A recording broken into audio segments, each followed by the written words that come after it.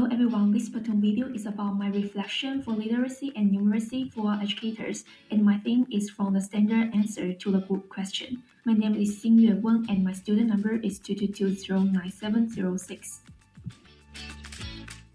And the theme is about my metacognitive shift.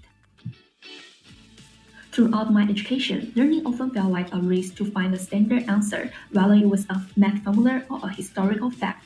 I believed there was always one right answer, hidden somewhere in the textbook or waiting to be revealed by the teacher. Finding it means success. This pursuit of the standard answer provided a sense of security.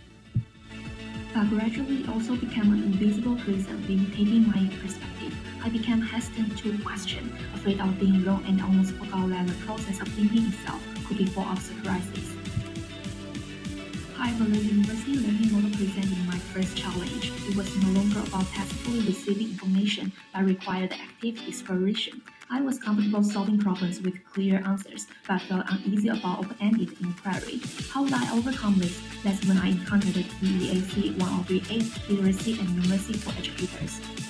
This subject completely subverted my expectations. The lectures and tutorials weren't about delivering facts. They were constantly asking questions. We discussed how literacy and numeracy permeate every division in daily life. The first assessment, personal log, confronted my thinking habits head-on. When documenting daily literacy and numeracy skills, my initial description was simply I read a recipe. But the feedback pushed me to deeply frame the problem. What specific competencies were involved? For example, understanding sequential instructions, converting units. It was no longer about what I did, but about what was the thought process.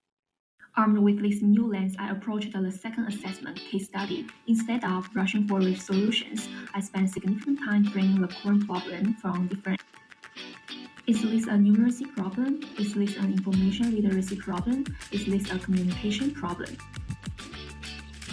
We framed from different perspectives like numeracy, information literacy, or communication skills leads to completely different problem-solving approaches. I understood that framing itself is a form of higher-order critical thinking.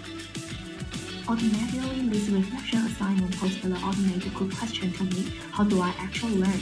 This is a question about learning itself, a meta question. It has no standard answer, yet it forced me to review every step of this semester and examine my own thought processes.